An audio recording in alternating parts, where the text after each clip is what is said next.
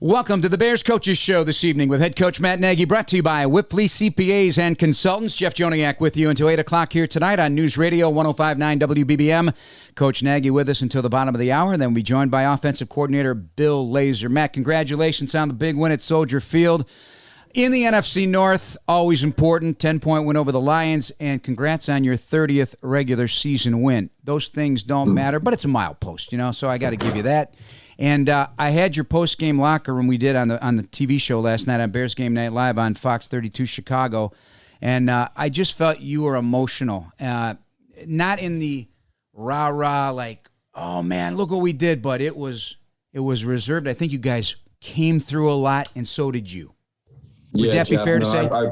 Absolutely, and I think, that was getting through that last week. I think our guys understood that we rallied together, and it was important for us having a division game at home to get back on track. And so all the credit goes to the players for just really stepping up and in all three phases, like we said yesterday. And when you see it on tape, it confirms it. The energy, the guys flying around, the finish. In particular, I thought that the offensive line, the tight ends, the wide receivers, the way the running backs ran the football, like that's what it's all about. And it makes life a lot easier on third down, albeit we weren't great. It made it a lot easier to not live in those third and longs. And so a lot of good things to pull from it. And now we got to make sure that we follow that up with another performance like that. People were giving me a hard time because I used the word hangry to describe what I wanted the Bears to be on Sunday at Soldier Field, hungry and angry, hangry, and that's exactly how you guys looked. No, it was. And it's a mindset and a mentality. The players took it head on. They were that way, I'd say.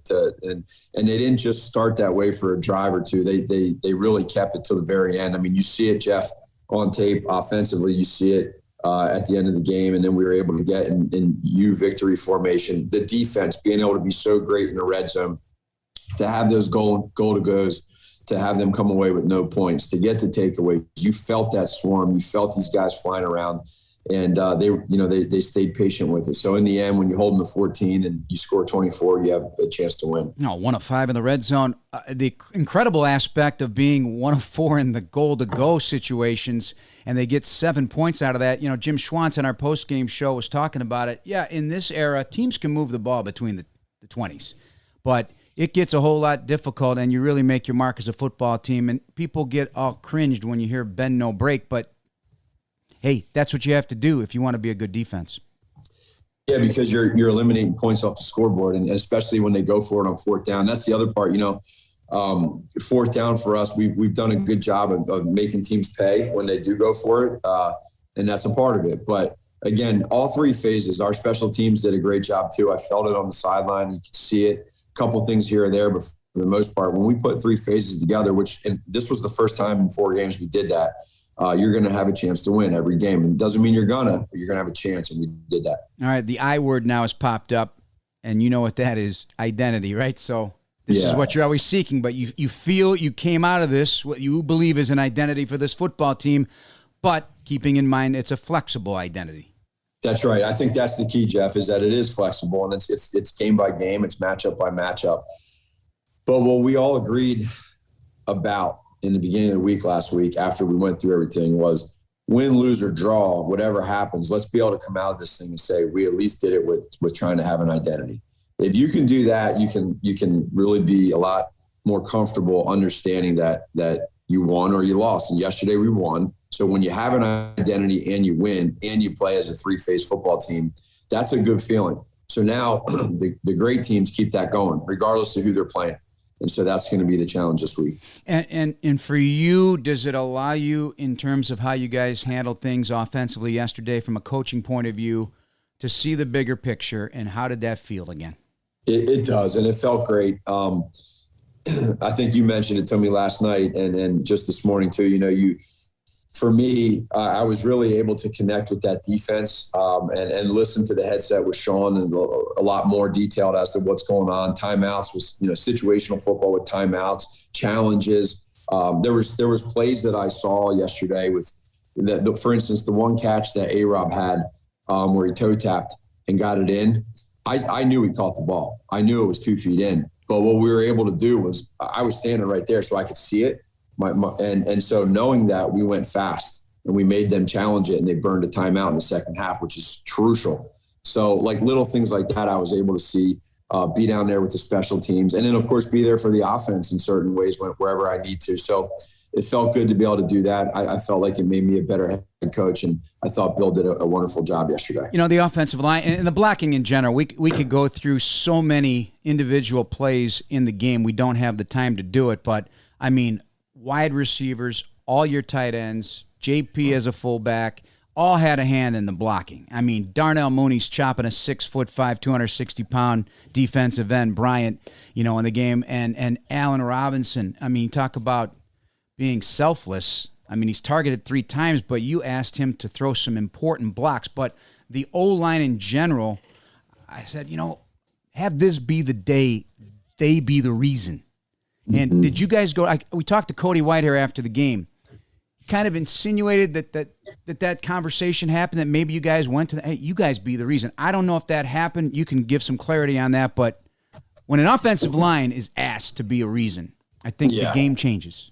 Well, these guys are very prideful, and they know, again, they know what we can be. And we felt like, hey, again, beginning of the week, we're going to talk about how we get better. And a big part of that is through the run game. And everything starts run and pass with the O-line. If you don't have protection, you can't throw. If you can't run block, you can't run. It's pretty simple. So when you can do both, it's special. And I thought yesterday, the offensive line, they deserved a lot of credit for the mentality of stepping up. From the very first play of the game, when David cut back to the left, and you see the entire offensive line, in particular 71 Jason Peters, just completely washed down the left side of the line and allowed David to cut back. And we got 9 yards on the very first play.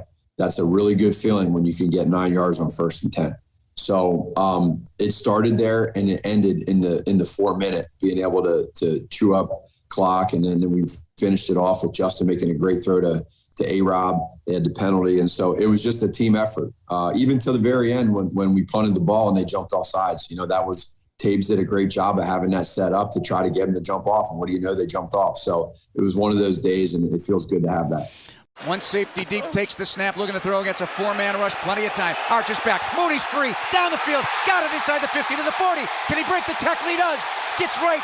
Dodging tacklers to the 26-yard line. 63 yards. Fields to Mooney. Welcome back to the Bears Coaches Show, and it's brought to you by Whipley CPAs and Consultants, a proud partner of your Chicago Bears. Learn more at whipley.com. Jeff Joniak, Matt Nagy, you heard the throw and the highlight of Justin Fields, and a beauty stretch in the field. Darnell Mooney. Break it down for us, buddy.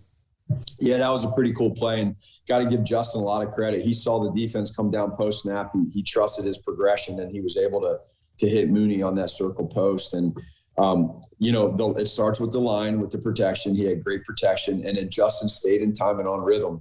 And he was able to take a 3-step hitch and throw. And Mooney and Justin were on the same wavelength. Mooney hit that nod, and then he went vertical upfield. He stayed away from that field safety, and Justin knew that and threw it to a spot on time. And Justin didn't put too much air on it, and he didn't just throw a laser. It was a nice number 2 ball that we call it.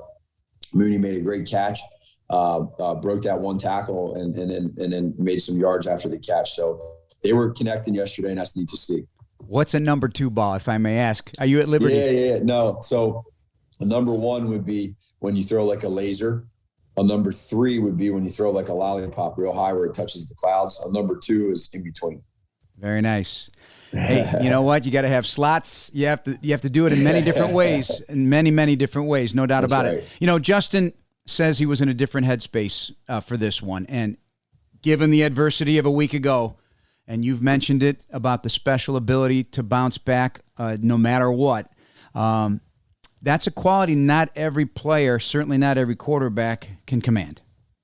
Justin deserves a lot of credit for being able to bounce back from that, and I think his mindset is rare for somebody as young as he is. But it also speaks to who he's been and why he's where he's at right now is because of that.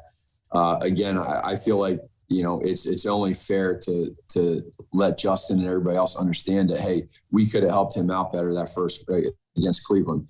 And we made it, our job to do that as coaches this week to make things feel better for him. And he said that to you yesterday, and he felt that way during the week of practice. And I think it reflected on game day. I don't know if you saw it yet, but there's a great still shot of him on the bench. He's sitting in a relaxed position like this after the game, like, a job well done. And he's probably soaking in what just happened, given what occurred the week before. And you just wonder what he was thinking at that moment. Oh, yeah, I'm sure. No, I haven't seen that yet, but I can kind of visualize it, especially when he puts that smile on. We love when he's smiling, and he works so hard to get to that point. And, the other thing, too, Jeff, is you'll see it on tape when you watch it. I'm sure you've seen it, but at the end of the game there, when we're in 4 minutes, he's running down the sideline with tight ends on the Detroit sideline after a handoff and being there just in case there's a fumble or blocking, et cetera. That's rare. That's different. And I think it just shows, he's helping guys up after they get tackled. Like, you don't see that very often. He did that. Well, I forgot, frankly, about the strip sack Harris had on him, and he goes and gets that's twice now. But I forgot about that. That's not a small thing. That's a big deal. You don't want him to get hurt, though, but that's not a small thing. Well, it's his reactionary. He's so reactionary, and it's like he was laying on the ground after he got hit, and then he saw the ball kind of fumbling, and he just popped up and went running for it. And then he's such a natural athlete. He just scooped it up and then got tackled. But that was a huge part of the game. And so where will you take this quarterback thing this week? Yeah, so we know that with Andy right now, he's working through his injury, and so the next couple of days here, today, tomorrow, will give us a good idea as to where he's at, and then when we get to Wednesday, I think we'll have a strong feeling as to where he's at health wise, and then we got to go ahead and see what that percentage is to make that decision. This league it'll humble you in a second, and it did again yesterday because you're feeling good. David Montgomery just killing it yesterday. That 9-yard touchdown run is as good as it gets. This team loves David Montgomery, period, end of story. And then he gets the knee. Yeah, no, he's because it's easy to love somebody when they care so much about others more than themselves. And I think he's as selfless as it gets. All the guy wants to do is win. He doesn't care if he has 20 carries for 60 yards. He just wants to win. And so, we just got to see where he's at and everything. Obviously, to hurt himself is tough. You hate to see that, but he has a great spirits, and he can still be a leader, and we'll see where that goes. But man, he's having a heck of a start of the season. And a good job by Damian Williams as well. He got dinged up a little bit, but hopefully that's good because that's a good 1-2 punch. As nowadays it looks like that's the running back backfield du jour in the league. You got some rare exceptions out there, but to have two is helpful. No doubt. And Damian's done a wonderful job, too, of being able to understand kind of his role. And they've built a phenomenal relationship. They've been teaching Khalil Herbert a lot of great stuff. So that was one of our running back room was somewhere where we had a lot of depth, and now, we see where it's at. But again, we have a lot of trust in Damian as well. Snap, play fake. Nope, they hand it off. Montgomery cutting inside, dodging one tackler, still on his feet as he rumbles, and he's in to the end zone for the touchdown. That's all David Montgomery. That is second effort, 9 yards, far side of the end zone. Touchdown Bears. Come watch the Bears game at Sal's Pizza Pub and Sports in Lombard this Sunday at this week's official Miller Lite Chicago Bears watch party. Visit chicagobears.com/fanzone/watch parties for more info. David Montgomery, his second touchdown run in a 24-14 win over the Detroit Lions. I believe now 10 touchdowns in his last 9 games, Matt, and 5 100-yard efforts in his last 10 games. You'd love to keep that momentum going. We'll see what the injury is. But, again, that touchdown run was symbolic of what the whole day was. When you start a game with a 3 tight end set and a 1 back, and I think you went tight end on 29 multiple tight end snaps in the 57. That's a mentality you were going to have on this day. Yeah, that's exactly right. And that's that mentality is a part of it. And that run that you're talking about, David goes ahead and he makes that first guy miss, and then he gets to about the 5-yard line. And now it's just a bunch of guys, big guys in there, and just the legs are churning. Guys are in there, like you said, Mooney and James and just all the O linemen pushing it. And for 5 yards, they just pushed the pile in there. And I think that was kind of the mentality that we had going into yesterday. And when you can get a run from the 9-yard line for a touchdown, those are always beautiful. I think you had 9+ yard carries, and you got the explosives, and that allowed you to get first downs, move the chains, 20 first downs overall, and some really good work done across the board. All right, we got to talk defense. Now, I don't know if you realize this, but the Bears lead the NFL in sacks.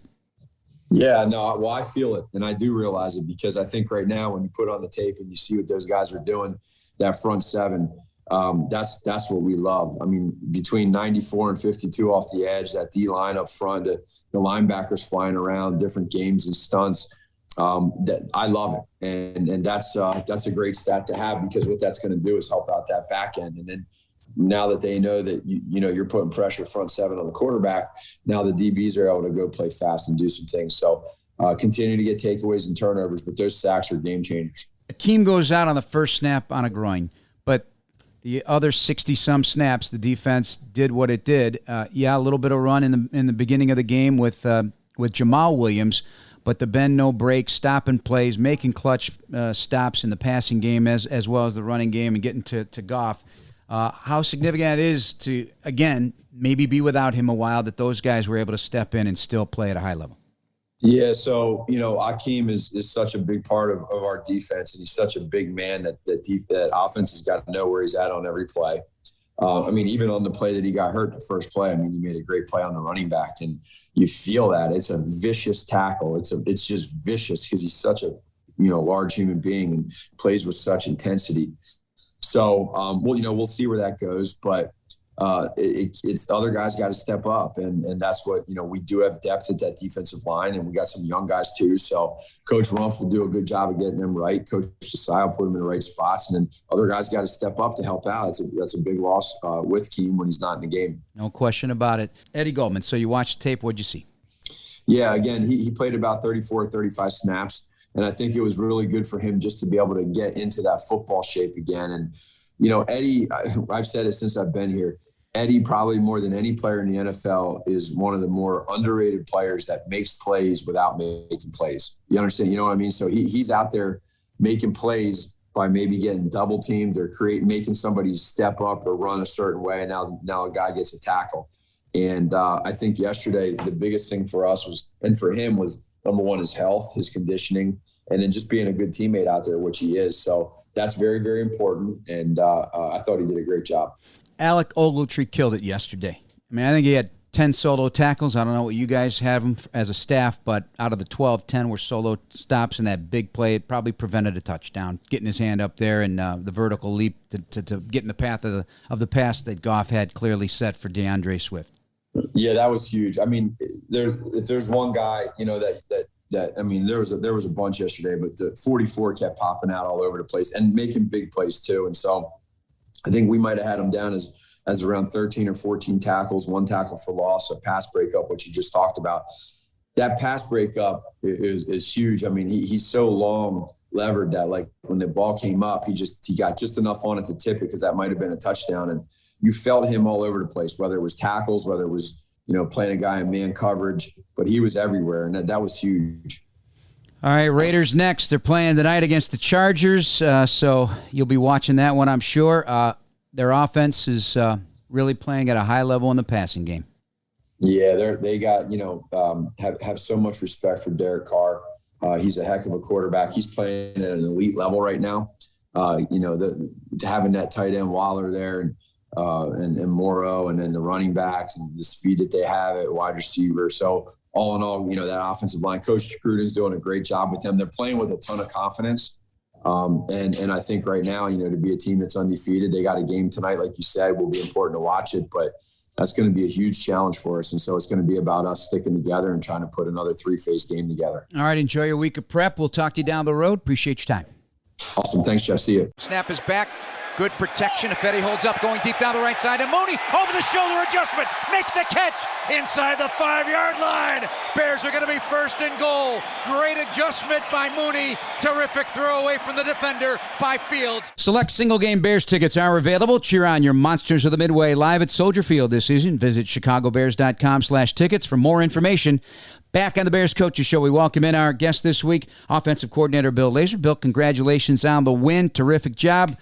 Let's start breaking it down, beginning with a Darnell Mooney connection with Fields. So we heard the earlier 64-yarder, and this was that sideline throw, a terrific, well-placed ball and the adjustment by Darnell to make that happen. But the decision there by Justin to make that play, part of the big picture success of the day.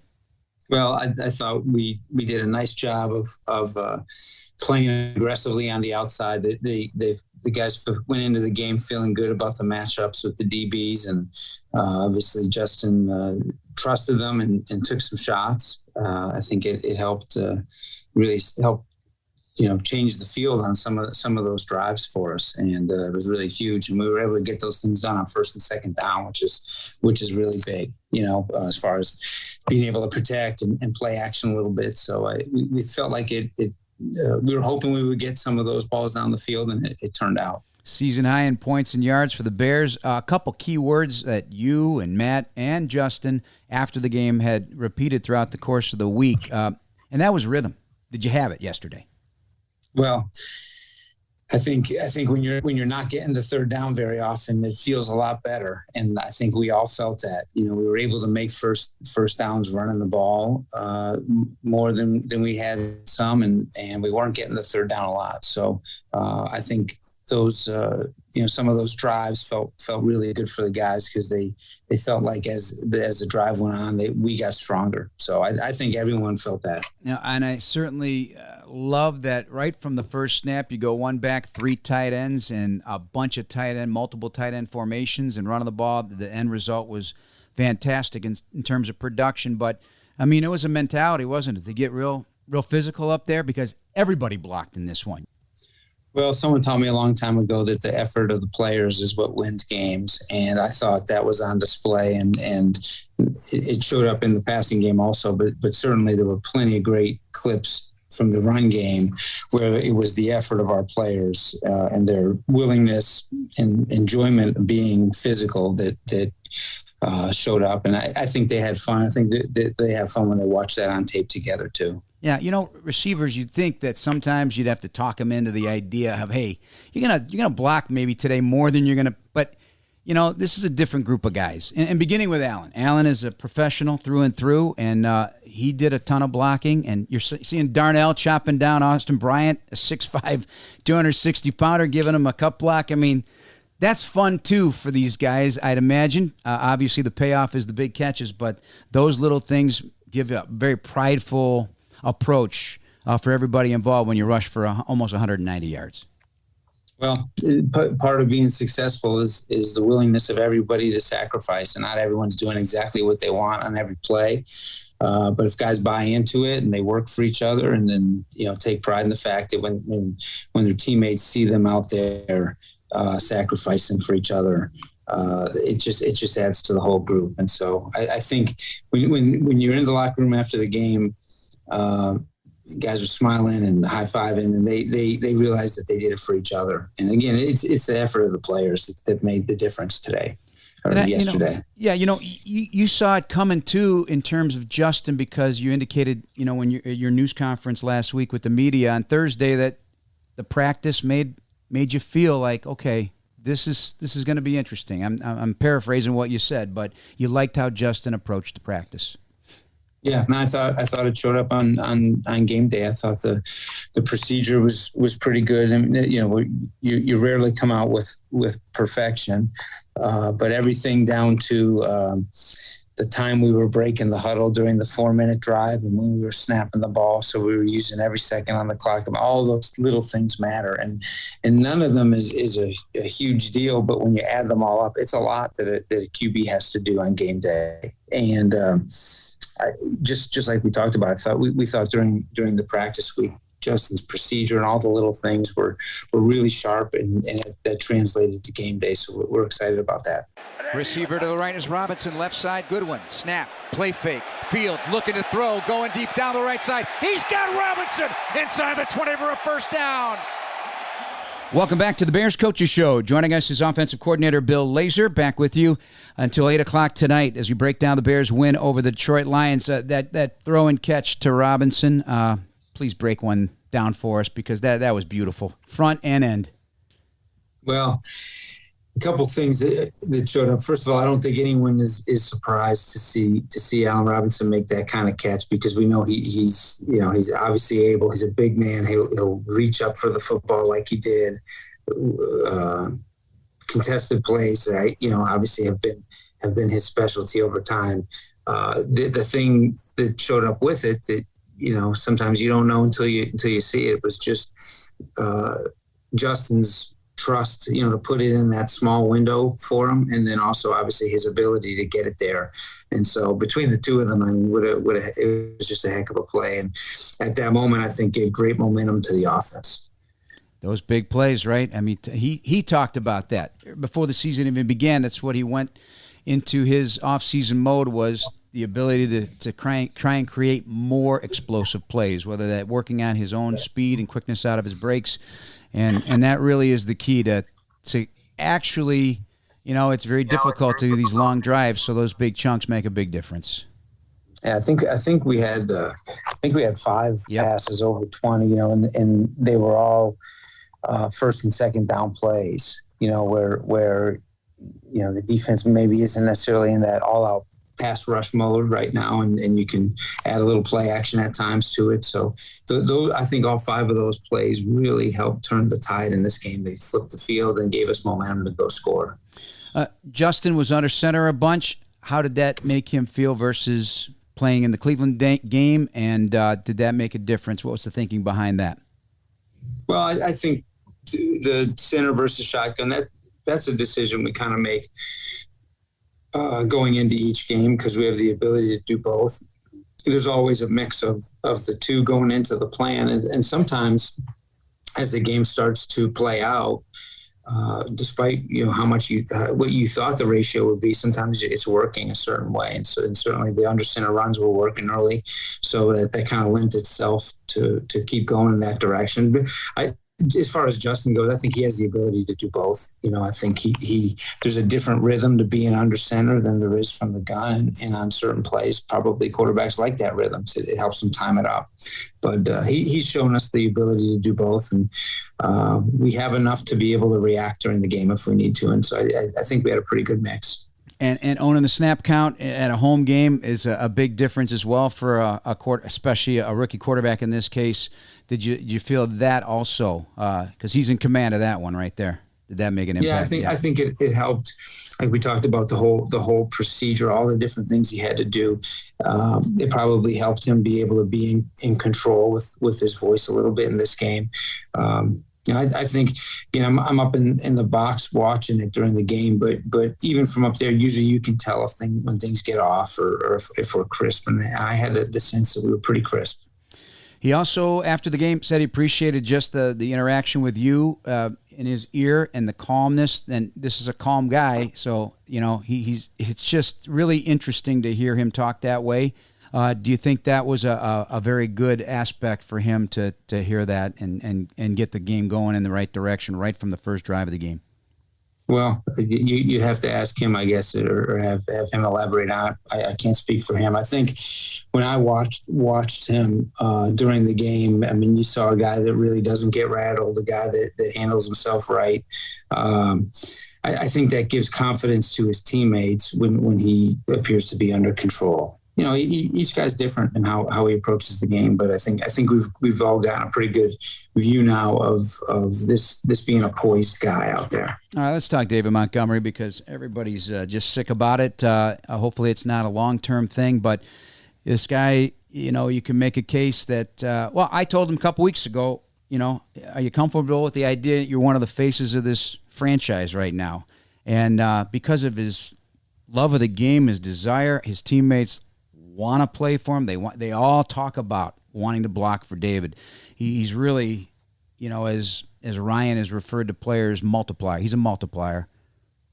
Well, he's got a spirit about him that is contagious, and the toughness. I mean, it certainly feels like and looks like he's got this certain nose for the end zone. When you get in the red zone, it's fun to watch him go. And we're hoping for the best and hoping to have him back as soon as possible.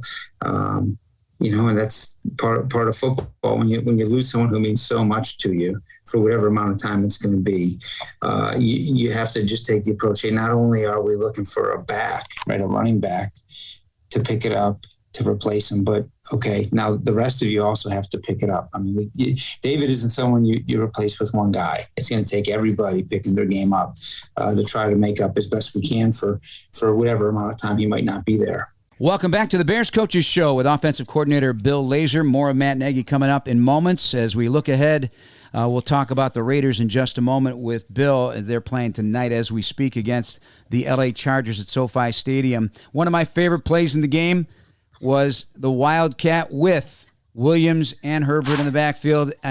Didn't know what was going to happen. And here you got it. Winds up, all three had a hand in it, and Herbert winds up being a lead back for Montgomery. How did you like that play? Well, we all obviously like the result of it, but I think when you're able to do kind of some fun things like that, where you get multiple backs together, even when you start practicing those kind of things, I think the guys have fun with it, and it's really a neat room, that running back room with the guys that we have. And when they're out there blocking for each other and playing for each other, I mean, they enjoy that. They take a lot of pride in it. So it is important to sprinkle in a little fun, right? In terms of just turn around, hand off, and let it rip. Well, I think they would tell you it's good to have a little fun mixed in. As long as it works, I'm for it. All right, time to look ahead. Brought to you by Bet Rivers, the official sportsbook partner of the Bears. Raiders and Chargers under the lights right now. Raiders off to a good start. They last went to the Super Bowl. They were 3-0, and that's where they're at heading into this one. And you got to look at a couple of pass rushers, I guess, out of the gate. Max Crosby and Yannick Ngakoue to start this thing. And Gus Bradley, the new defensive coordinator over there, as a cover 3 defensive guy in his background. What do you see in the Raiders in their early stages? Well, I think Gus has a reputation for a style of defense, and it's not just the scheme of what they run, but it's also how they play. And I think he's deserved that. And so even before you turn the tape on, you kind of had a pretty good sense of what you were going to get. I had coached with Gus back in Seattle years and years ago.